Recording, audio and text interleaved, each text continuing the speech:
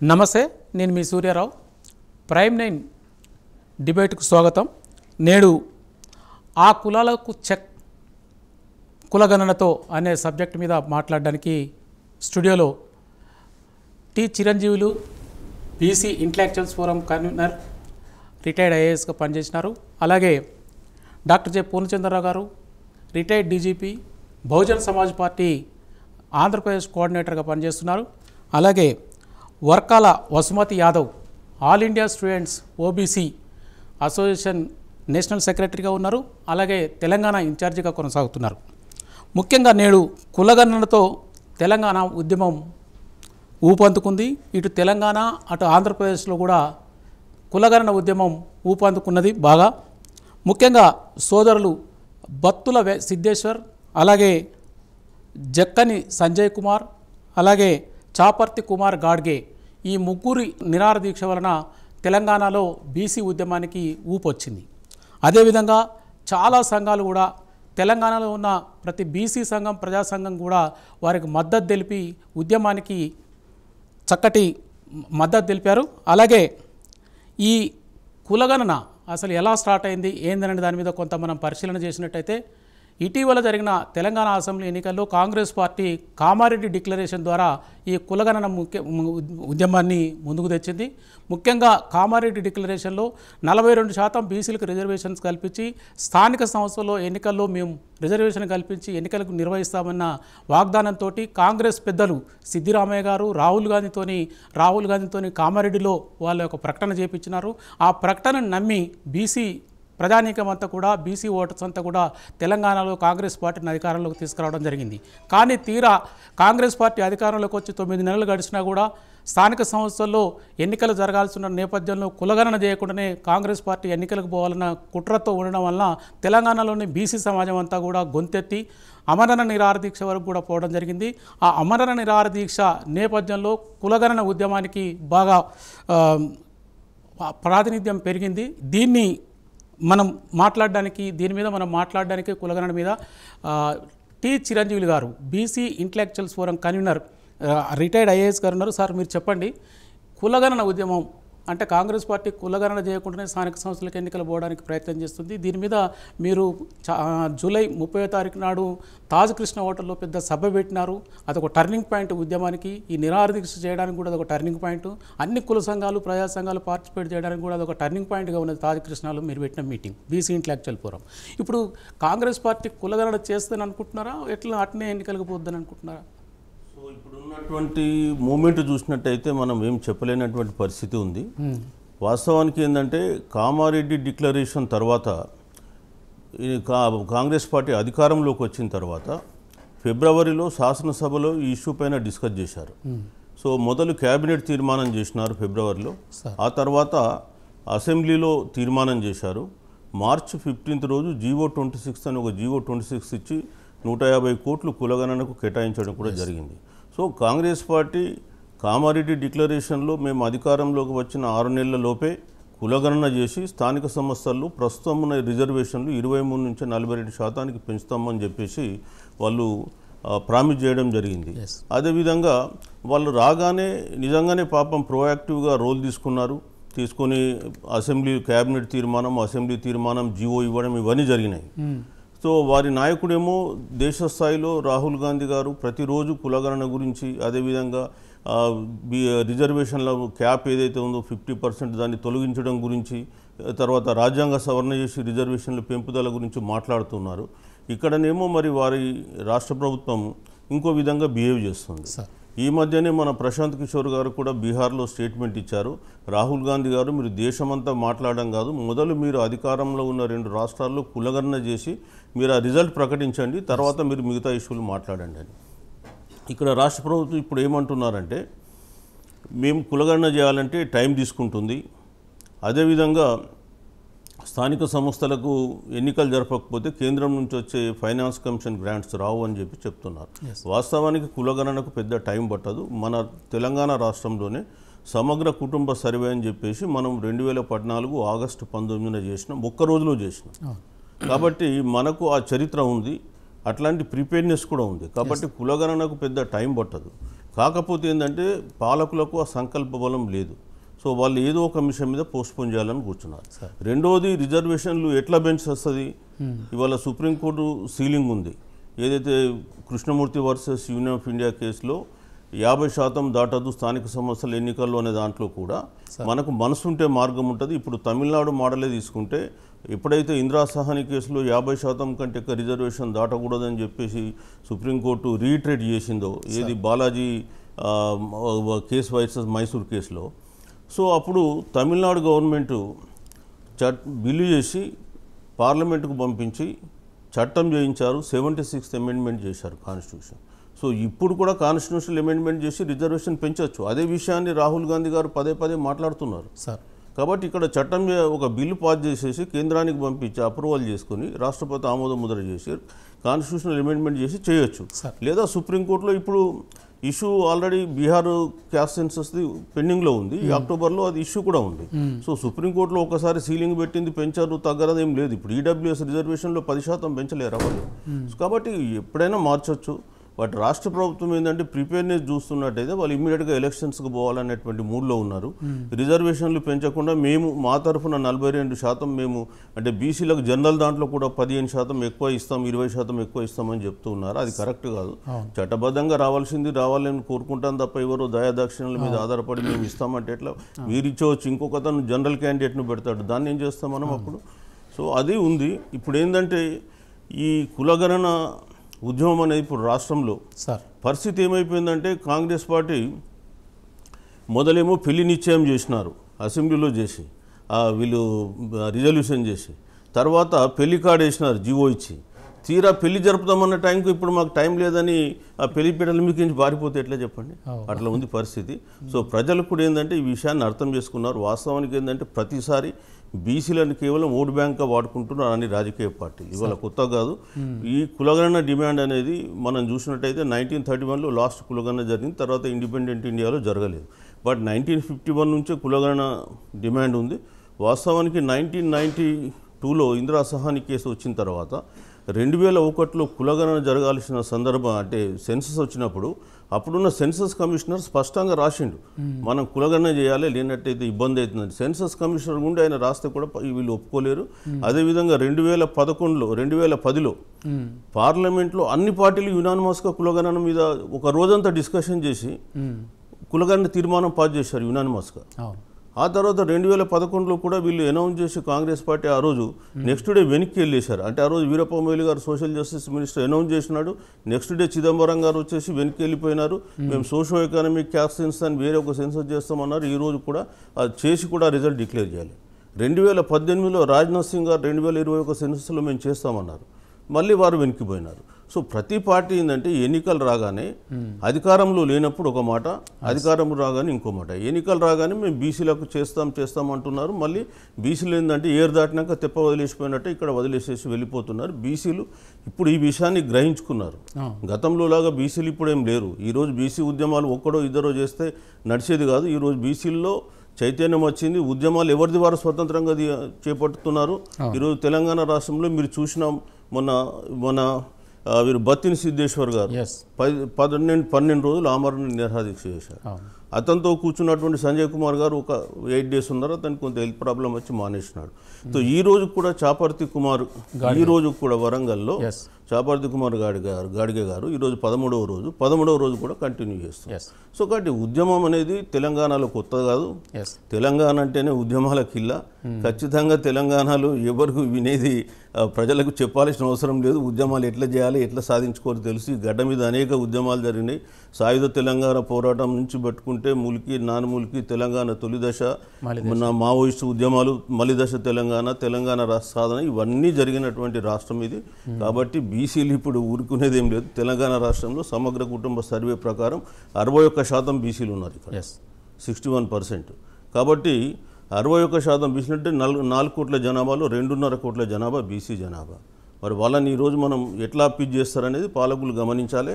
So వాళ్ళు మేము చేయము, మేము మొండిగా పోతాం అనుకుంటే ప్రజలే దానికి సమాధానం చెప్తారు, తీర్పు చెప్తారు. సార్ పూర్ణచంద్ర గారు, మీరు చెప్పండి, ఇది అంతా కూడా మీరు గమనిస్తున్నారు, మీరు పార్టిసిపేట్ చేస్తున్నారు. ముఖ్యంగా ఆంధ్రప్రదేశ్లో కూడా కులగణన వరకు బీసీ సంఘాలతో మీరు రౌండ్ టేబుల్ సమావేశాలు పెడుతున్నారు. అట్లనే హైదరాబాద్లో కూడా బీసీ ఇంటలెక్చువల్స్ ఫోరం నిర్వహించే సదస్సుల్లో కూడా మీరు పార్టిసిపేట్ చేస్తున్నారు. ఓవరాల్గా ఈ కులగణన ఈ ప్రభుత్వాలు చేస్తాయి అనుకుంటున్నారా, లేకుంటే ఆ కులాలకు చెక్కుపడుతుందని భయంతో ఆగుతుంది ఆ కులగణన? ఈ పార్టీలు ఎట్లా తయారైనాయి అంటే ఎలక్షన్ ఇష్యూ కింద ఈ బీసీ రిజర్వేషన్లు కానీ కులగణనలు కానీ వాడుకోవటం, ఇందాక చిరంజీవి గారు చెప్పినట్టు ఎన్నికలు కాగానే మర్చిపోవటం అనేది జరిగింది. బీసీల మెయిన్ ప్రాబ్లం ఏంటంటే బీసీలు సంఘటితంగా పోరాటం చేయకపోవడం అనేది ప్రధానమైన కారణం. ఈ రోజున తెలంగాణలో దానికి భిన్నంగా బీసీ బిల్లు ఉద్యమిస్తున్నారు. నేను కూడా మొన్న గాంధీ హాస్పిటల్లో అమరణ నిరాహార చేస్తున్నటువంటి సిద్ధేశ్వర్ గారిని పరామర్శించడం జరిగింది. విరమింపచే కార్యక్రమాల్లో కూడా పాల్గొన్నా. వీటిని స్ఫూర్తిగా తీసుకుని పెద్ద ఎత్తున తెలంగాణలో మంచి స్పందన వస్తుంది. తెలంగాణ ఇందాక చిరంజీవులు గారు చెప్పినట్టు ఉద్యమాలకి స్ఫూర్తి అయినటువంటి రాష్ట్రం. మరి ఆంధ్రప్రదేశ్లో కూడా దీని ప్రభావం ఖచ్చితంగా ఉంది. దాన్ని ముందే మేము పసిగట్టి బహుజన్ సమాజ్ పార్టీ తరఫున ఈ బీసీ రౌండ్ టేబుల్ కాన్ఫరెన్స్ నిర్వహించాం. అలానే ఇప్పుడు జిల్లాల్లో ఒక్కొక్క జిల్లాల్లో ఒక్కొక్క రోజున కార్యక్రమాన్ని బీసీలతో నిర్వహిస్తున్నాం. బీసీలకు చెప్తున్నాం, అటు కమ్మ రెడ్డి కులాలు ఎలా మన అసెంబ్లీ స్థానాలని దోపిడీ చేస్తున్నాయో చెప్తున్నాం. యాదవులు గౌడ్లు కలిపి 114 ఎమ్మెల్యేలు మాత్రమే అయ్యారు స్వాతంత్రం వచ్చిన దగ్గర నుంచి ఇప్పటి వరకు. ఇది మా ప్రోగ్రామ్, మీరు చూస్తున్నారు viewers, please see the program. We are conducting various meetings. శ్రీకాకుళంలో ఈ 10వ తారీఖు నాడు 11వ తారీఖు నాడు శ్రీకాకుళం, వైజాగ్, అట్లానే రాష్ట్రం మొత్తం కూడా కార్యక్రమాలు నిర్వహిస్తున్నాం. అట్లానే చిత్తూరులో కూడా, తిరుపతి నిన్న మొన్న కార్యక్రమాలు నిర్వహించాం. బీసీల నుంచి మంచి స్పందన వస్తుంది. అలాగే ఉద్యోగుల నుంచి కూడా మంచి స్పందన వస్తుంది. బహుశా ఇక్కడ జరుగుతున్నటువంటి ఉద్యమం ఏదైతే ఉందో మనకి తెలంగాణలో అది అంటుకునేటువంటి పరిస్థితులు ఉన్నాయి. ఇక్కడ బీసీ నాయకులను కూడా మేము అక్కడ ఇన్వాల్వ్ చేద్దామని చెప్పి వాళ్ళ నాయకత్వ పటిమని ఆంధ్రప్రదేశ్లో చూపించాలని చెప్పి కూడా అనుకుంటున్నాం. అయితే మీరు ఇందాక అడిగిన ప్రశ్న మళ్ళీ వెనక్కి పోతే మనం చూసినట్లయితే ప్రతి పార్టీ కూడా బీసీల వైపు చిన్న చూపే చూసింది. ఇది ఎప్పుడో మహాత్ముడు మన జ్యోతిబా పూలే ఆయన గమనించాడు. ఆయన దాదాపుగా 176 సంవత్సరాల క్రితమే ఆయన బీసీల గురించి ఆలోచించాడు. బీసీల గురించి, స్త్రీల గురించి ఆలోచించినటువంటి మొట్టమొదటి సామాజిక విప్లవకారుడు జ్యోతిబా పూలే. ఆయన 1848లో నిజంగా చెప్పాలంటే ఈ బీసీ జాతులకు నిజమైన స్వాతంత్రం కోసం ప్రథమ స్వాతంత్ర పోరాటం చేసిన వ్యక్తి మన జ్యోతిబా పూలే. మనం ఈ 1857లో మా సిపాయిల తిరుగుబాటుని ప్రథమ స్వాతంత్ర సంగ్రామం అని చెప్పుకుంటాం. నిజమే, అది 1857 ప్రథమ స్వాతంత్ర సంగ్రామం. 1947లో మనకి నిజంగా స్వాతంత్రం రావటం, ఈ రెండు నిజాలే. కానీ బీసీలు ఎలా అయితే వెనకబడి తరగతులు అంటున్నారో అలానే వెనకబడిపోయి ఉన్నారు. ఇప్పటికి కూడా అన్యాయం జరుగుతుంది. ఓబీసీ రిజర్వేషన్లు ఇచ్చినప్పటికి కూడా అన్యాయం జరుగుతుంది. మనతో ఇప్పుడు ఓబీసీ స్టూడెంట్స్, మన నాయకురాలు ఉన్నారు, వారు కూడా ఉన్నారు. మరి ఓబీసీ యూనివర్సిటీల్లో కూడా కార్యక్రమాలు చేపట్టడానికి ఈ నెల 14వ తారీఖు నాడు సెంట్రల్ యూనివర్సిటీలో వాళ్ళు టేకప్ చేస్తున్నారు. ఈ పెద్ద ఎత్తున దేశంలో కూడా ఈ బీసీ ఉద్యమం అనేది సాగుతూ ఉంది. ఒకటే బీసీలు అందరూ గమనించాల్సింది ఏంటంటే మన సీట్లను కొల్లగొట్టేది ఆంధ్రప్రదేశ్లో రెడ్డి కమ్మలైతే, తెలంగాణలో రెడ్డి వెలమ కమ్మలు ఈ ముగ్గురు దోపిడీ చేస్తున్నారు అసెంబ్లీలో సీట్లని.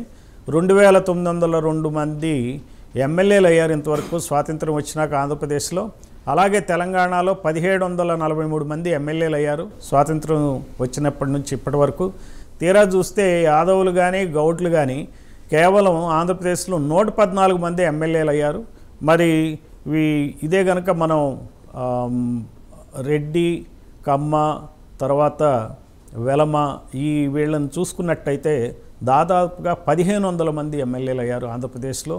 మరి ఇక్కడ చూస్తే దాదాపుగా 800 పైచిలకు ఎమ్మెల్యేలు అయ్యారు ఏది మన తెలంగాణలో.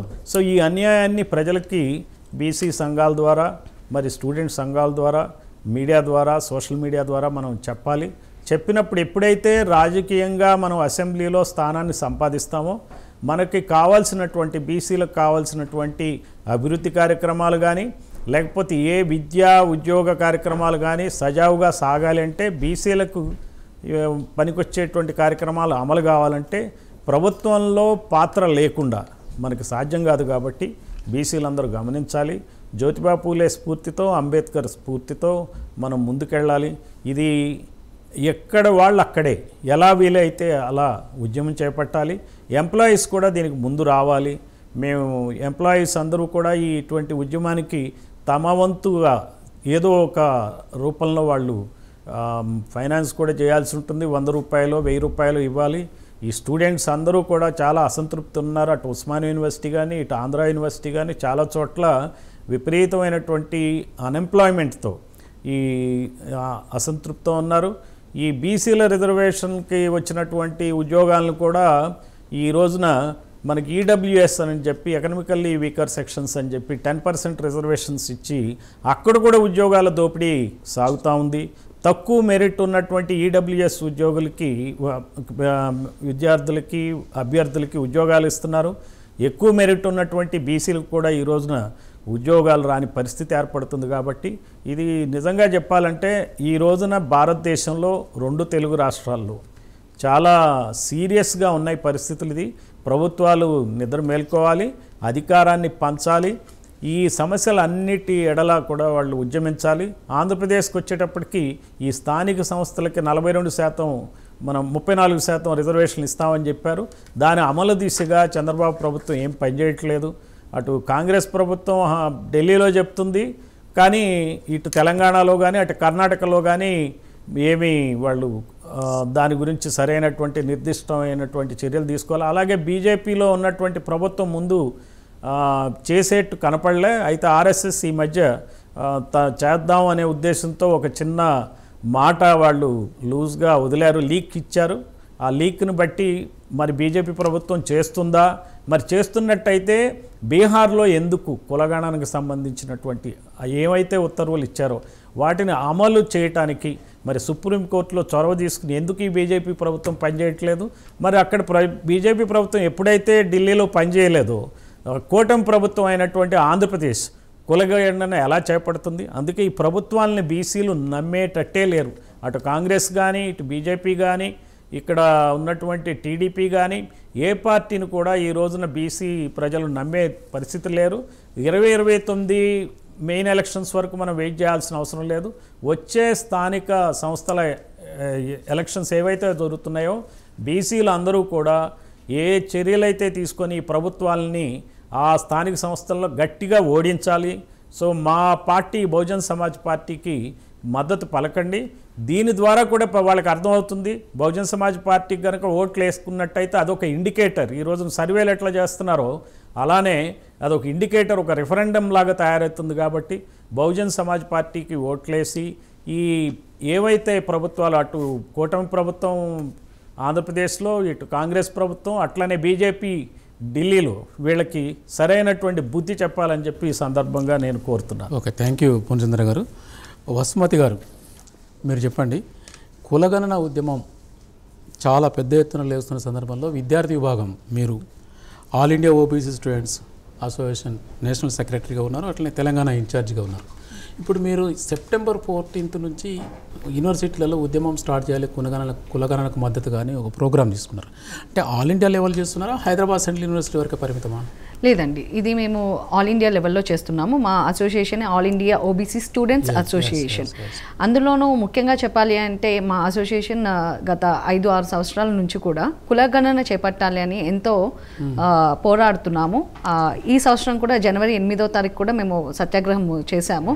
కులగణన జరగాలి. ఎందుకు అంటే కులగణన జరిగినప్పుడే ఎంత శాతం మంది ఓబీసీలు ఉన్నారు, వారికి రావాల్సిన ఇటు విద్యలో కావచ్చు, ఉద్యోగాల్లో కావచ్చు, రావాల్సిన రిజర్వేషన్లతో పురోగతి సాధించగలుగుతాము అనేది మా ముఖ్య ఉద్దేశము. సార్ వాళ్ళు అన్నట్టుగాను ఇప్పుడు కూడా ఓబీసీ విద్యార్థులు కానివ్వండి, ఓటులు కానివ్వండి, ఒక ఓటు వేసే వరకే వాళ్ళకి ఒక హక్కుని కలిగిస్తున్నారు. ఆ తర్వాత వాళ్ళని పట్టించుకోవట్లేదు. ముఖ్యంగా తెలంగాణలో విద్యార్థి లోకం వల్ల మనం సాధించినవి ఎన్నో. అందులో తెలంగాణ ఉద్యమంలో కూడా విద్యార్థులతోనే తెలంగాణను సాధించాం. అదేవిధంగా ఇప్పుడు మేము all India OBC students association నుండి యూనివర్సిటీ ఆఫ్ హైదరాబాద్లో సెప్టెంబర్ 14న సత్యాగ్రహం చేపడుతున్నాము. దీనికి వివిధ యూనివర్సిటీస్ నుంచి, ఢిల్లీ యూనివర్సిటీ నుంచి, జేఎన్యూ యూనివర్సిటీ నుంచి కూడా, మనకి బీహార్ యూనివర్సిటీ నుంచి కూడా ఓబీసీలు వస్తున్నారు. అదేవిధంగా మా యూనివర్సిటీలో ఉన్న వివిధ రాష్ట్రాలకు చెందిన ఓబీసీ విద్యార్థులందరూ కూడా ఐక్యమై ఆ రోజు సత్యాగ్రహం చేపడుతున్నాము. దాని ముఖ్య కారణం మన హక్కులని మనము పొందాలి అన్న ఒక ఉద్దేశంతో మనము చేస్తున్నాము. మరొక విషయం ఏంటంటే, తెలంగాణ వచ్చాక ముందు అనుకున్నట్టుగా నిధులు నియామకాల కోసమే తెలంగాణ ఏర్పాటు అనుకున్నాము. అందులో భాగంగా చూస్తే నియామకాలు ఎక్కడ అన్నవి ఇంకా చూడాలి. అందులోనూ ఓబీసీలు ఇంకా గత కొన్ని సంవత్సరాలుగా చదువుతున్నాము, కానీ నోటిఫికేషన్స్ లేవు. ఇంకా చదువుతూనే ఉండాలి అంటే ఎన్ని సంవత్సరాలు? ఓబీసీలు ఒకప్పుడు చదువు లేదు అన్నారు, ఇప్పుడు చదువు విద్య అనేది మాకు హక్కుగా మేము సాధించుకొని యూనివర్సిటీ లెవెల్లో మేము కాంపిటేటివ్ ఎగ్జామ్స్ రాస్తున్నాము, అందులో సీట్లు సాధిస్తున్నాము, మా విద్యా అర్హతను మేము పెంచుకున్నాము. కానీ కులగణన జరగకుండా వారికి కావాల్సిన హక్కులని వాళ్ళు పొందలేరు అని మేము భావిస్తున్నాము. అందుకోసం అనేసి యూనివర్సిటీ ఆఫ్ హైదరాబాద్లో సెప్టెంబర్ 14న సత్యాగ్రహ దీక్షని పూనుకున్నాము. ఒక వెరీ గుడ్, సంతోషం. సార్ చిరంజీవి గారు, మీరు చెప్పండి, ఇప్పుడు కులగణన మీద విద్యార్థి లోకం కానీ అన్ని సెక్షన్స్, ప్రజా సంఘాలు, కుల సంఘాలు ఇవన్నీ ఉవ్వెత్తున లెగిసి ముందుకు పోవడానికి ప్రయత్నాలు చేస్తున్నాయి. అంటే ఓవరాల్గా పొలిటికల్ పార్టీలు, మొన్న సార్ అన్నట్టు బీజేపీకి బాగా వెన్నుదన్నుగా ఉన్నటువంటి ఆర్ఎస్ఎస్ కూడా ఇటీవల కులగణనకు మేము వ్యతిరేకం కాదని చెప్తున్నాయి. నిజంగా బీజేపీ పార్టీ కులగణనకు ఓకే ఉంటుందా సార్? ఈరోజు భారతదేశంలో కులగణన అనేది ఒక జాతీయ ప్రాధాన్యత అంశంగా మారిపోయింది. ఎస్, వాస్తవానికి రాహుల్ గాంధీ గారు మొన్న లోక్సభ ఎన్నికల సందర్భంగా దీన్ని ఒక నేషనల్ ఇష్యూగా చేశారు. కాబట్టి ఈరోజు ఏ పార్టీ అయినా కులగణన గురించి మాట్లాడకుండా ముందుకు పోయే పరిస్థితుల్లో లేదు. ఈరోజు బీహార్లో కులగణన చేశారు, రిజల్ట్స్ పెట్టారు. ఇప్పుడు బీహార్ ఎలక్షన్స్ రాబోతున్నాయి. ఈరోజు నేను బహుశా ఈరోజు రేపు బీహార్లో కూడా కులగణన మీద రాష్ట్ర బంద్ ఏదో పెట్టినట్టు కూడా నేను పేపర్లు ఎక్కడో చదివినాను. But okay. So BJP party 2018లో వాళ్ళ హోమ్ మినిస్టర్ రాజ్నాథ్ సింగ్ గారు పార్లమెంట్లో స్టేట్మెంట్ ఇచ్చారు, మేము 2021లో కులగణన చేస్తాము సెన్సస్తో పాటు అని. మరి ఎవరు చెప్పారు అది? ఇవాళ ఎందుకు రివర్స్ స్టాండ్ తీసుకుంటున్నారు? 2018లో ఎందుకు ఇచ్చారు లోక్సభలో స్టేట్మెంట్? 2010లో మీరు ఎందుకు పార్లమెంట్లో రిజల్యూషన్ పాస్ చేయించారు? సో మీరే కదా. ఇప్పుడేమన్నంటే కులగణన చేస్తే దేశంలో డివిజివ్ ఫోర్సెస్ వస్తాయి. అరే దేశంలో కులగణన అంటే, ఇప్పుడు కులగణన అనేది దేశంలో కొత్తది కాదు, అది పాక్షిక ట్రూత్. వాస్తవానికి నిన్ననో మొన్ననో ఇండియన్ ఎక్స్ప్రెస్లో వీరు రాశారు, యోగేంద్ర సింగ్ బీహార్కు సంబంధించినటువంటి ఒక మంచి article, 10 partial truths will become one truth అని. సో దాంట్లో ఇప్పుడు వాస్తవంగా కూడా గమనించినట్టయితే ఈ సెన్సస్ చేసినప్పుడు మనం కులగణన చేస్తున్నాం. 25% పీపుల్ కులగణన జరుగుతుంది. ఇప్పుడు ఎస్సీ ఎస్టీలు ఉన్నారు. సో మనం అడుగుతున్నాం, మీరు ఎస్సీయా ఎస్టీయా? ఇతరుల ఎస్సీ అంటేనేమో మళ్ళీ సబ్ క్యాస్ట్ లేదని మళ్ళీ అడుగుతున్నాం, జాతి ఇంత అని రాస్తున్నాం సబ్ క్యాస్ట్లో. ఎస్టీ కూడా రాస్తున్నాం. ఇక రాయాల్సిందా, కాలం పెట్టాల్సింది ఒక ఓబీసీ కదా. సరే, ఈ మధ్య కాలంలో ఇంకొక వాదన తీసుకొచ్చి వాట్సాప్లో సర్క్యులేట్ చేస్తున్నారు, ఏంటంటే ముస్లింలలో కూడా ఉపకులాలు ఉన్నాయి, వాళ్ళది కూడా చేయాలన్నా. ఎస్, తప్పేమున్నది? వీళ్ళు ఈ దేశంలో కులం అనేది వాస్తవికత. సో కులం అనేది ప్రతి దాంట్లో పనిచేస్తుంది. ఇవాళ హిందువులను లేదు, ముస్లింలలో ఉంది, క్రిస్టియన్లలో ఉంది, సిక్కులలో ఉంది, జైన్స్లలో ఉంది, ప్లస్ ఇంకా బుద్ధిస్టులలో కూడా ఉండొచ్చు. కాబట్టి ఏ కులంలో ఉన్నా, ఏ రిలీజియన్లో ఉన్నా మీరు చేయండి, కాదనేది కూడా అర్థం లేదు. కాకపోతే దానికి కావాల్సినట్టు అప్రోప్రియేట్ ఫార్మేట్ డిజైన్ చేయాలి. అందులో పెద్దగా మార్పులు చేర్పులు కూడా అవసరం లేదు. మినిమం కాలమ్స్ పెట్టేస్తే సరిపోతుంది. సో డెఫినెట్గా చేయడానికి ఆస్కారం ఉంది. బీజేపీ కూడా ఇప్పుడు 2027లో ఈ దేశంలో మళ్ళీ మనకు డీలిమిటేషన్ ఆఫ్ కాన్స్టిట్యుయెన్సీ జరగాలి. ఉమెన్ రిజర్వేషన్ 33% వచ్చే దాంట్లో ఇంప్లిమెంట్ చేయాలి. కాబట్టి మరి నీకు సెన్సస్ లేటెస్ట్ రిపోర్ట్ కావాల్సి వస్తుంది, లేదంటే 2011 సెన్సస్ మీద డిపెండ్ కావాల్సి వస్తుంది. సో 2026 27లోనూ మళ్ళీ సెన్సస్ జరుగుద్ది. 2026లో జరిగితే 27లో చేయడానికి వీలు ఉంటుంది. సో అప్పుడు ఖచ్చితంగా ఇంకా కులగణన ఉద్యమాలు పెద్ద ఎత్తున స్టార్ట్ అవుతాయి. సో ఖచ్చితంగా ప్రభుత్వాలు కూడా చేయాల్సినటువంటి పరిస్థితి ఏర్పడుతుంది. ఎందుకంటే కులగణన అనేది ఇంతకుముందు చెప్పారు ఎందుకు చేస్తున్నాను. బేసికల్గా మనం ఏమంటున్నాం 3 Rs. కులగణన జరగాల్సింది 3 Rs. ఏంటి? First recognition. ఎస్, నా పాపులేషన్ ఎంత ఉంది, నేను ఎంతున్నా, నాకేమొస్తుంది, నేను ఎక్కడ కోల్పోయినా, సో అది రికగ్నేషన్ నాకు కావాలి. రెండోది నాది రిప్రజెంటేషన్. నేను గవర్నమెంట్లో నా రోల్ ఏంటి, నేను పాలనలో ఉండాలన్నా వద్దా, నాకు ఈ దేశం డెమోక్రసీలో పాల్గొనే హక్కు లేదా, సో నేను ఉద్యోగాల్లో, విద్యలో, పరిపాలనలో నేను భాగస్వామ్యం కావద్దా. మూడోది రిసోర్స్ అలొకేషన్. నాకు నా జనాభా ప్రకారం నాకు రిసోర్స్ అలొకేట్ చేయండి, నా economic development, social development. So these things are required now. ఇవాళ సార్ చెప్పారు మన పూర్ణచంద్రరావు గారు, తెలంగాణలో మీరు చూస్తే ఇప్పుడున్న అసెంబ్లీలో 5% ఉన్న కులాలు మొత్తం కలిపితే తెలంగాణలో రెడ్డి, వెల్మ, కమ్మ కలిపితే 5%కి మించలేరు పాపులేషన్. అసెంబ్లీలో తీసుకుంటే రెడ్డిస్ 43 మంది ఎమ్మెల్యేస్ ఉన్నారు, తర్వాత వెల్మాసు 13 మంది ఎమ్మెల్యేస్ ఉన్నారు, 4 కమ్మాస్ ఉన్నారు, మొత్తం 60 మంది. 119 మందిలో 60 అంటే 50% కానీ ఎబో ఉన్నారు. నేను చెప్పేది ఓన్లీ 5%. అదే బీసీలోకి వచ్చేస్తే 61% జనాభా ఉన్నారు. సరే, హిందూ బీసీలు అంటే 51%. 51% హిందూ బీసీ జనాభా తీసుకుంటే మనము 19 మంది ఎమ్మెల్యేస్ ఉన్నారు. అంటే మరి ఎట్లాంటి డెమోక్రసీ ఇది? డెమోక్రసీ అంటే అందరు ప్రజలు సమానంగా పాల్గొనాలి, అందరికీ సమానంగా పాల్గొనే హక్కు ఉండాలి. కొద్దిమంది దాన్ని క్యాప్చర్ చేసుకుంటే ఎట్లా? సో ఇప్పటి వరకు కూడా బీసీలకు వారు ఇంతకుముందు చెప్పిన డెమోక్రసీ అనేది బీసీలకు రాలే, యాక్చువల్లీ భారతదేశంకి వచ్చింది కానీ partial democracy only people have got. So independence ఇండియాకు వచ్చి ఉండొచ్చు, బట్ తెలంగాణ భారత యూనియన్లో కలవచ్చు, that's a different issue. But బీసీలకు మటుకు ఇప్పటి వరకు కూడా పార్షియల్ ఇండిపెండెన్స్, పార్షియల్ డెమోక్రసీ అనేది చెప్పక తప్పదు. అందుకనే బీసీలు వాళ్ళు తెలుసుకున్నారు జరుగుతున్నటువంటి నష్టం ఏంటి, సో ఆ నష్టాన్ని మేము ఎట్లా నివారించుకోవాలి, ఏ విధంగా ముందుకు పోవాలి. అందుకనే ఖచ్చితంగా బీసీ సంఘాలు కూడా ఈరోజు ఉద్యమిస్తున్నాయి. తెలంగాణ మొదటి నుంచి కూడా నేను ఇంతకుముందు చెప్పిన ఉద్యమాల గడ్డ, ఇక్కడ ఉద్యమాలకి ఏం కొరత లేదు.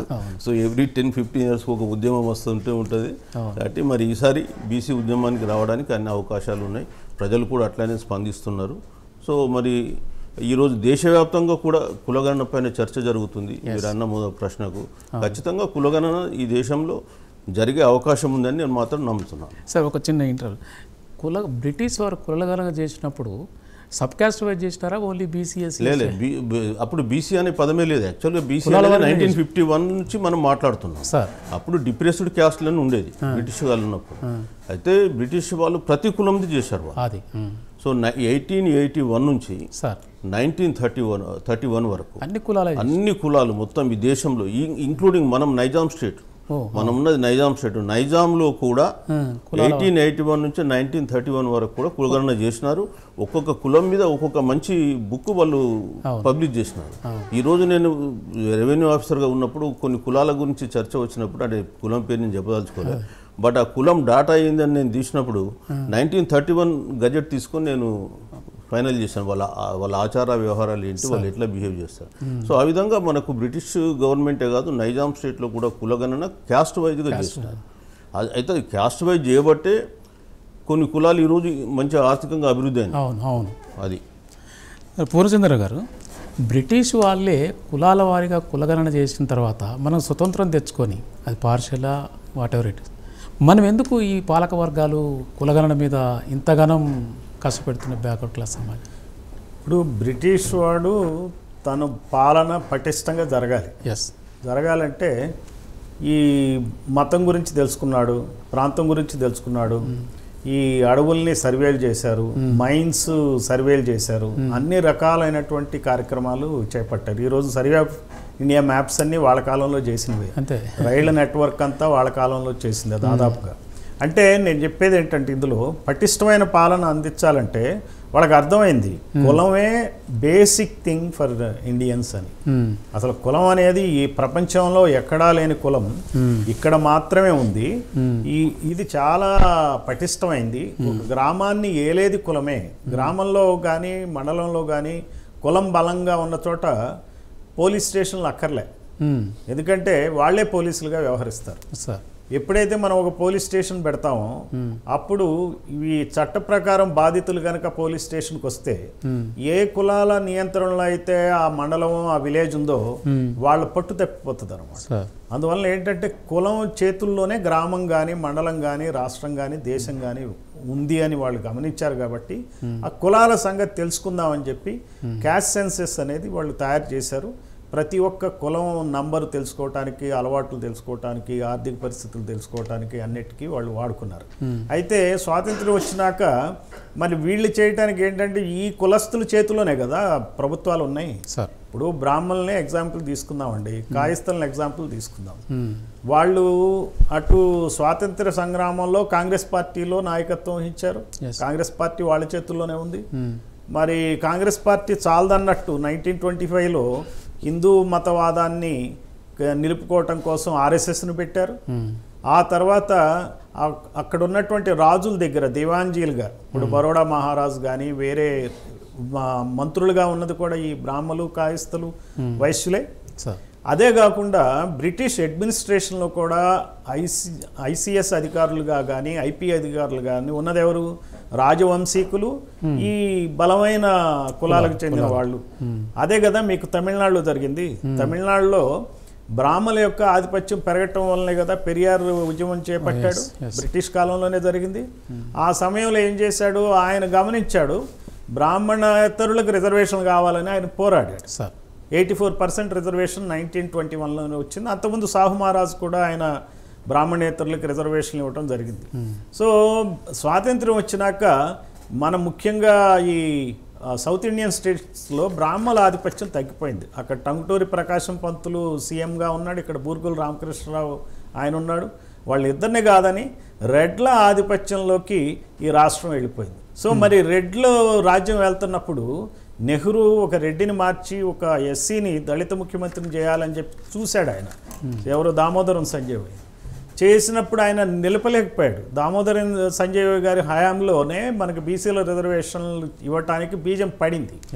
అయితే ఆ సమయంలో ఆయన ఆధ్వర్యంలోనే కాంగ్రెస్ గెలుస్తుంది. గెలిచినప్పటికీ కూడా ఆ సీఎంని ఆయన ఉంచకుండా నీలం సంజయ్ రెడ్డిని ముఖ్యమంత్రిగా నెహ్రూ అపాయింట్ చేయాల్సి వచ్చింది అని అంటే అర్థం ఏంటి? నెహ్రూ కూడా ఈ కులాల బారిన పడ్డాడు. తన రాజకీయంలో తన వరకు తను ప్రైమ్ మినిస్టర్గా ఉండాలంటే ఈ కులాలను కాదనలేని పరిస్థితి, ఈ రెడ్డి కులాన్ని కాదనలేను. అలానే ఇందిరాగాంధీ కూడా ఆమె కాలంలో కూడా తన పదవి నిలుపుకోవాలంటే, కాంగ్రెస్లో ఆధిపత్యం ఉండాలంటే ఖచ్చితంగా ఈ రెడ్డి కులాన్ని కాదనలేని పరిస్థితి. అందుకని చెప్పి మండల్ కమిషన్ నివేదిక ఇచ్చినా కానీ దాని మీద చర్య తీసుకోవాలి. మనం అదెక్కటే ముగింపులో శివశంకర్ గారి విషయాలన్నీ వివరంగా రాశారు. సో ఆ తర్వాత వచ్చేటప్పటికి ఏమైపోయింది మీకు? ఈ ఎప్పుడైతే విపి సింగ్ గవర్నమెంట్ వచ్చిందో మండల్ కమిషన్ ఉద్యమం ఓ పక్కన చేస్తుంటే ఇంకో పక్కన మండల్ కమండల్ అని చెప్పి బీజేపీ స్టార్ట్ చేసింది. మరి బీజేపీ పార్టీ ఎవరి ఆధ్వర్యంలో ఉంది? బ్రాహ్మలు, బనియాల పార్టీ. మరి వేరే రాష్ట్రాల్లో అక్కడ ఉన్నటువంటి డామినెంట్ కమ్యూనిటీ క్యాస్ట్ ఏది ఉందో వాళ్ళ ఆధ్వర్యంలో ఉండే పార్టీ. అందువల్ల ఈ కులాలు, పెద్ద కులాలు ఎప్పుడైతే ఏళ్తున్నాయో ఏ రాష్ట్రంలో కానీ దేశంలో కానీ, వాళ్ళు కులాల సంఖ్యని జనగణన వాళ్ళు చేయడానికి వాళ్ళకి ఇష్టం ఉండదు. బ్రిటిష్ వాళ్ళ పట్టు కోసం వాళ్ళు చేశారు. వీళ్ళకి ఏంటంటే పట్టు పోతుందని చేయదన్నమాట. ఇది దీంట్లో ఏం పెద్ద చిత్రమైన విషయం లేదు. సో రేపు అందువల్ల ఈ రకమైన కార్యక్రమాలు సాగుతున్నాయి కాబట్టి ప్రజలు గమనించాల ఎవరు అసెంబ్లీ మొత్తం ఏ కులంతో నిండింది. 16% బీసీ ఎమ్మెల్యేలు ఉన్నారు ఇక్కడ తెలంగాణ అసెంబ్లీలో, కానీ 60% మంది బీసీలు ఉంటారు ఇక్కడ.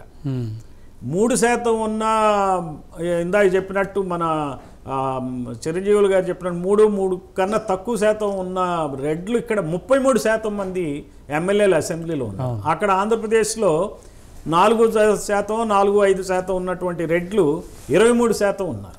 4% కన్నా తక్కువనో కొంచెం ఎక్కువనో ఉన్నటువంటి కమ్మలు 19% ఎమ్మెల్యేలుగా ఉన్నారు. చూడండి అసలు. ఎందుకనే ఈ ఆధిపత్యం అనేది కనుక మన వాళ్ళకి అర్థం కాకపోతే, బీసీలకు అర్థం కాకపోతే, బీసీ స్టూడెంట్స్ ఉద్యమించాలి. ఎందుకంటే రేపొద్దున ఈ దేశం బాగుపడాలంటే బీసీలు ఎప్పుడైతే అసెంబ్లీలోకి వస్తారో అప్పుడే సంపద అనేది పంచటం అనేది జరుగుతుంది. లేకపోతే ఈ ఎకనామిక్ డిస్పారిటీస్ ఇంకా తీవ్రంగా పెరిగిపోతాయి. బీసీలు అసలు ఎందుకు కొరగాకుండా పోతారు. కాబట్టి ఖచ్చితంగా అటు స్టూడెంట్స్ కానీ, ఇటు ఎంప్లాయీస్ కానీ, పౌరులు కానీ, ఈవెన్ రిటైర్డ్ బీసీ ఉద్యోగులు కూడా ఆలోచించి ఇది భారత ప్రజాస్వామ్యానికి ముప్పు అన్నమాట. బీసీలను కనుక ఇగ్నోర్ చేస్తే ఖచ్చితంగా ముప్పు ఎవరికంటే డబ్బున్న వాళ్ళకే ముప్పు. వీళ్ళు మరింత పేదలైతే ఎవరికి నష్టం అండి? పేదలుంటే ఇప్పుడు నేను పోలీస్ ఆఫీసర్గా నేను చూసింది ఏంటి, ఎవరు క్రైమ్ ఎక్కువ చేస్తాడు, ఎవరైతే పవర్టీతో సతమతం అవుతాడో, పవర్టీ వల్లనే కదా నక్సలిజం వచ్చింది, పవర్టీ వల్లనే కదా రేపొద్దున ఒక ముస్లిం తీవ్రవాది తయారయ్యేది. ఎవరు సూసైడ్ బాంబర్గా ఎవరుంటాడు? డబ్బున్నవాడు ఎవడన్నా సూసైడ్ బాంబర్ అవుతాడా? కాడు. అందువలన ఆయుధాలు పట్టుకుని విప్లవాలు చేస్తారా? చేయరు. డబ్బున్న వాళ్ళ మీదకే చేసేది ఎవరో డబ్బు లేనివాడే. కాబట్టి పేదలు అధికమైనటువంటి పేదలు కనుక ఉన్నట్టయితే ఆ దేశానికి, ఆ రాష్ట్రానికి, అక్కడున్న ప్రజాస్వామ్యానికి ముప్పు. కాబట్టి విఘ్నతతో అయినా సరే ఈ పెద్ద కులాలు వ్యవహరించాలి. అంతేగాని వాళ్ళదేదో గుంజుకున్నట్టు ఫీల్ అయిపోయి, వాళ్ళని విమర్శిస్తున్నట్టు బాధపడిపోయి, వీళ్ళని ఎలా అణిచివేయాలా, ఏ రకంగా చేయాలా అనే ధోరణితో మాత్రం ప్రవర్తిస్తే అది ఇంకో మాటలో చెప్తా నేను, మీరు ఒక నిమిషం తీసుకుంటాను ఈ విషయంలో, అది వాళ్ళకే నష్టం. ఇప్పుడు డబ్బున్నవాడు చుట్టుపక్కల పేదవాళ్ళని పెట్టుకుంటే అతనికి రక్షణ ఎక్కడ దొరుకుతుందండి? అది నేనేమంటానంటే మీకున్నటువంటి మీ రక్షణ కోసమైనా సరే మీ చుట్టూన్న వాళ్ళని చూడాలి. చారిటీ బిగిన్స్ ఎట్ హోమ్ అంటాడు. నీ చుట్టూన్న వాడిని మంచిగా చూస్తే నువ్వు నీ స్వార్థంతో అయినా సరే నువ్వు వీళ్ళని చూడాల్సిన అవసరం ఉంది. అధికారాన్ని పంచాల్సిన అవసరం ఉంది. నేను బీసీ ముఖ్యమంత్రి, బీసీ ప్రైమ్ మినిస్టర్ కాదు ఇక్కడ కావాల్సింది.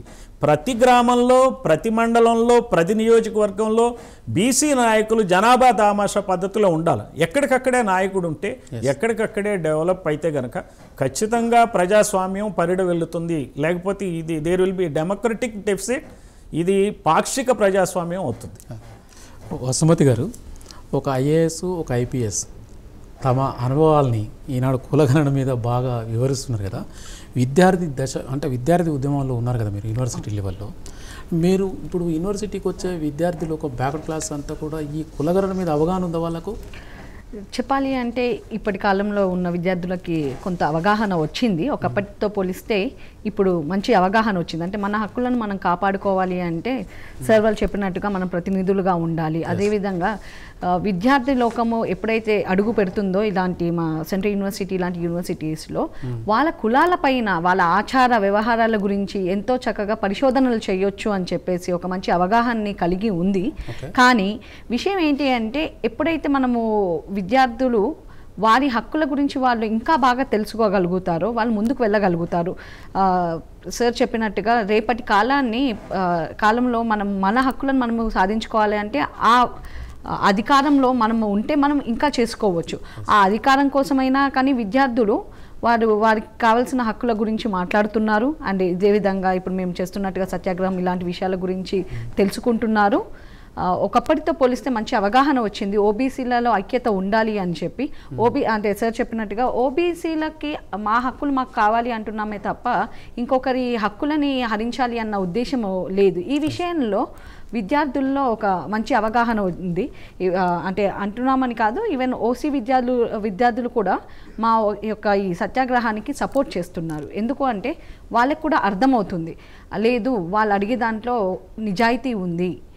ఈడబ్ల్యూఎస్ వచ్చాక వాళ్ళలో కూడా ఒక అవగాహన వచ్చింది. ఎందుకంటే ఎవరైతే వారి హక్కులను వాళ్ళు ఈ రిజర్వేషన్లతో పొందొచ్చు అన్న ఒక విషయాన్ని గురించి వాళ్ళకి అర్థమవుతుంది. వాళ్ళ ఎవరి సపోర్ట్ వాళ్ళు చేస్తూ ఉన్నారు. ముఖ్యంగా చెప్పాలి అంటే జ్యోతిబా పులే స్టార్ట్ చేసిన మొదటి ఉద్యమమే మన ఓబీసీలో, అందులోనూ స్త్రీల గురించి మొదటి ఉపాధ్యాయురాలు మన సావిత్రిబాయి పూలే. అలా మన కులగణన జరగడం వల్ల స్త్రీలలో కూడా 37% ఇవ్వాలి అంటే అసలు మనకు సైంటిఫిక్గా ఒక గణన, ఒక లెక్క ప్రకారం ఉంటేనే మనం సైంటిఫిక్ అప్రోచ్ అనేది చేయగలుగుతాం. మనకు నోటికి వచ్చినట్టుగా చెప్పడమో లేదా మీకు ఇంత శాతం ఇస్తాము రిజర్వేషన్ అంత శాతం ఇస్తాము అంటే ఉన్నామా ఇవ్వండి లేదా వద్దు అంతే. అంటే మన జనాభా ప్రకారము మనము రిజర్వేషన్లు సాధించుకోవాలి. ఎవరి దయాదాక్షిణ్యం మీద ఓబీసీలు బ్రతకాల్సిన అవసరం లేదు. కాబట్టి అది విద్య, ఉద్యోగ, రాజకీయ, సామాజిక, పారిశ్రామిక అన్ని వ్యవస్థల్లో కూడా మా హక్కులను మేము కాపాడుకోవాలి అంటే అది విద్యార్థి లోకం నుంచి మొదలవుతుంది కాబట్టి విద్యార్థులుగా మేము ఈ ఉద్యమాన్ని చేపడుతున్నాము. సత్యాగ్రహము ద్వారా మరొకసారి ఈ ఉద్యమాన్ని అంటే జనాల్లో విద్యార్థి లోకము పూనుకుంటే ఎలా ఉంటుందో మరొకసారి తెలంగాణలో చూపించాలి అన్న ఒక సంకల్పంతో మేము ఈ ఉద్యమాన్ని స్టార్ట్ చేశాం. Thank you sir. చిరంజీవి గారు, ఫైనల్గా బీసీ ఇంటలెక్చువల్స్ ఫోరం ఇప్పుడు జరుగుతున్న నేపథ్యం, కులగణన, స్థానిక సంస్థల ఎన్నికలు, రాజకీయ పార్టీల అభిప్రాయాలు, వీటన్నిటి మీద బీసీ ఇంటలెక్చువల్స్ ఫోరం రేపు తీసుకొని పోయే మీ కార్యక్రమాలు. బీసీ ఇంటలెక్చువల్ ఫోరం బేసికల్గా మనం ఒక ఇంటలెక్చువల్ ఇన్పుట్ ఉద్యమానికి అందిస్తున్నాం. ఎందుకంటే తెలంగాణలో బీసీ వాదం అనేది చాలా తక్కువ ఉంది. మనం గతంలో ఇప్పుడు చాలాసార్లు చెప్పాం, దళిత వాదం ఉంది, స్త్రీవాదం ఉంది, ప్రాంతీయ వాదం ఉంది, కానీ బీసీ వాదం లేదు. సో బీసీ వాదాన్ని డెవలప్ చేయడానికి మనం అంటే తోడ్పాటు చేయడంతో పాటు బీసీ సంఘాలు కూడా ఏ సంఘం మా సంఘం ఇండిపెండెంట్గా పనిచేస్తున్నాయి. సో ఈ సంఘాలన్నింటినీ ఒక ఛత్రి కింద, ఒక అంబ్రెల్లా కింద తీసుకొచ్చేసి మనం అందరినీ సమైక్యంగా ముందుకు తీసుకెళ్లాలనే సంకల్పంతో పోతూ ఉన్నాం. సో అదే విషయంలో కూడా మేము నిన్న అతన్ని అంటే ఆమరణ నిరాదీక్ష విరమింపజేసినాము.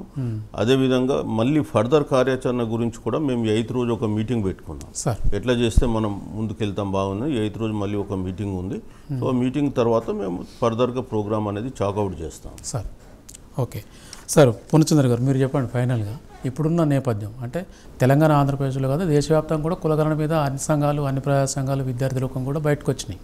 అంటే ఇది ఎటువైపు అంటే కులగణన ఇప్పుడున్నటువంటి పొలిటికల్ పార్టీలు కానీ ఇంటలెక్చువల్స్ అంటే ఓసీ అగ్రకుల దోపిడి కులాల వీళ్ళంతా కానిస్తారా సార్? ఇదంతా వాళ్ళు కానివ్వకుండా ఉండటానికే చూస్తారు. కాకపోతే అది కానిస్తే వాళ్ళకే మంచిది. ఈ సందర్భంగా నేను ఒక మాట చెప్తానండి. డాక్టర్ బాబాసాహెబ్ అంబేద్కర్ ఆయన ఒక మాట ఆయన అన్నది, ఆయన ఇచ్చినటువంటిది ఏదైతే ఎస్సీలకు రిజర్వేషన్ అని పెట్టడం వలన, ఎస్టీలకు రిజర్వేషన్ ఉండటం వలన మెల్లిమెల్లిగా ఎప్పటికో 4-5 దశాబ్దాల తర్వాత బీసీలకు ఇవ్వటం వలన జరిగింది ఏంటంటే ఒక రకమైనటువంటి ఇక్కడ ఉన్నటువంటి ప్రజల్లో ఉన్నటువంటి వ్యతిరేకతకి ఒక దారి మళ్ళించాడు ఆయన. మళ్ళించడం వల్లనే శాంతి భద్రతలు ఉన్నాయి. ఇది ఇంకా ఎక్కువ కాలం ఈ ప్రజల్ని ఇలా కట్టడి చేయలేరు. మీరు అందుకే చూడండి ఎక్కడికక్కడ ఉద్యమాలు వస్తున్నాయి. ఇప్పుడు ఒక మమతా ఏలుబడిలో ఉన్న వెస్ట్ బెంగాల్లో ఉవ్వెత్తున ఎగిసిపోయింది. అంటే ప్రజల్లో ఒక రకమైన అసంతృప్తి ఉంది. అలానే ఈ రోజున ఆంధ్రప్రదేశ్లో 164 సీట్లలో జగన్మోహన్ రెడ్డిని చిత్తుగా ప్రజలు ఓడించారు. ఇది చంద్రబాబుని గెలిపించింది కాదు. అలానే గతంలో చంద్రబాబుని 151 స్థానాల్లో ఓడించారు. ఇలా రీడ్ చేయాలి. ఇప్పుడు ప్రజలు ఏం చేస్తున్నారు, మన జనరల్గా మేధావులు కూడా చంద్రబాబు ఈసారి గెలిచాడు, ఆయన చాలా రాజకీయ దురంధరుడు, చాణక్యుడు, అందుకే గెలిచాడు, బలమైన సామాజిక వర్గం ఉంది, 4-5 వేల కోట్లు ఖర్చు పెట్టి గెలిచాడు అని అనుకుంటున్నారు. అంతకుముందు జగన్ కూడా చాలా పాదయాత్రలు చేశాడు, 16 నెలలు జైల్లో ఉన్నాడు, సానుభూతి వచ్చింది, అయినప్పటికీ గెలిచాడు అని చెప్పి అది ఆయన గొప్పతనం ఈయన గొప్పతనం కింద చూపిస్తున్నారు. కానీ కాదు, అది ప్రజల్లో ఉన్న వ్యతిరేకతే ఉన్న ప్రభుత్వాన్ని దించుతుంది. అదే మనం ఈ రోజున కేంద్రంలో ఉన్నటువంటి బీజేపీ ప్రభుత్వానికి కూడా 240 సీట్లు రావడానికి కూడా ప్రజా వ్యతిరేకతే. అందువలన ఈ పాలకులు ఎవరైతే ఉన్నారో మీరు ఎక్కువ రోజులు ఇంకా సీఎంలుగా ఉండే పరిస్థితి లేదు. ఎవరైనా సరే సీఎంగా 5 సంవత్సరాలు మాత్రమే ఉండే రోజులు, పీఎంగా 5 సంవత్సరాలు మాత్రమే ఉండే రోజులు వచ్చినాయి. కాబట్టి ఇప్పుడైనా సరే పాలకులు గమనించి ఈ ప్రజా వ్యతిరేకతని, ముఖ్యంగా బీసీలని అణిచివేతని దాన్ని కరెక్ట్ చేయడానికి కనుక మెజర్స్ తీసుకోకపోతే, అంబేద్కర్ ఏ రకంగా అయితే భారత ప్రజాస్వామ్యాన్ని రక్షించాడో రిజర్వేషన్ల ద్వారా, అదే మాదిరిగా వీళ్ళు కనుక చర్యలు తీసుకోకపోతే భారీ మూల్యాన్ని సమాజం మొత్తం చెల్లించాల్సి వస్తుందని చెప్పి నేను ఈ సందర్భంగా తెలియజేస్తాను. ఓకే, ఫైనల్గా వసుమతి గారు, కులగణన మీద మీ అభిప్రాయం ఫైనల్. కులగణన చేపడితేనే సైంటిఫిక్గా మనము ఏదైనా పని, అంటే ఒక రిజర్వేషన్ అనే కాదు, ఎందులోనైనా కానీ వారి హక్కులను కులాల వారిగా చేసినప్పుడు వాళ్ళు విద్యలో ఎంతవరకు పురోగతిని సాధించారు, మరొకటి ఉద్యోగాలు ఎన్ని అవకాశాలు వచ్చాయి, ఇలాంటి విషయాల గురించి తెలుసుకున్నప్పుడే మన ఓబీసీల ఐక్యత ఈ సందర్భంగా మన ఓబీసీల ఐక్యత ముందుకు రావాలి. కులగణన ద్వారా మన హక్కులను మనం కాపాడుకోగలుగుతాము. ఉద్యోగాల్లో కావచ్చు, నియామకాలు, విద్యా నియామకాల్లో మనము ముందుకు వెళ్ళగలుగుతాము అనేసి నా ముఖ్య ఉద్దేశము. అదేవిధంగా వారి కులాల గురించి వాళ్ళు పరిశోధనలు చేసే అవకాశము రిజర్వేషన్లు కల్పించడం వల్ల వస్తుంది అనేది నా ముఖ్య ఉద్దేశము. వారు మా యూనివర్సిటీస్లో అడుగు పెట్టినప్పుడు వారి కులాల గురించి ఏదైనా మాట్లాడాలి అన్నప్పుడు ఎక్కడ కూడా ఎలాంటి ఎవిడెన్స్ లేకుండా ఇంటెలెక్చువల్ పర్సన్స్తో మాట్లాడడానికి వీలుగా లేదు. కులగణన జరగడం ద్వారా వారి కులాల గురించి, వారికి రావాల్సిన హక్కుల గురించి ఎంతో చక్కగా మాట్లాడగలుగుతారు, వివరించగలుగుతారు. రాబోయే తరం వారికి కూడా మనము ఎక్కడ ఆగిపోయాము అని ఎవరి కులాల వారిగా వారికి తెలుస్తుంది.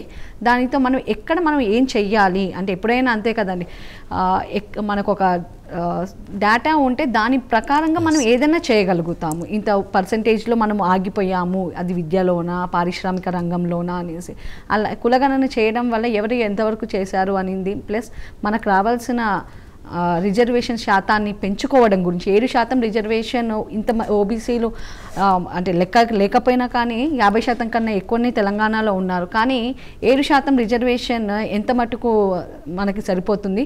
అదేవిధంగా ఎన్సీఎల్ కూడా ఉంది. 27% రిజర్వేషన్ ఎంతవరకు సరిపోతుంది.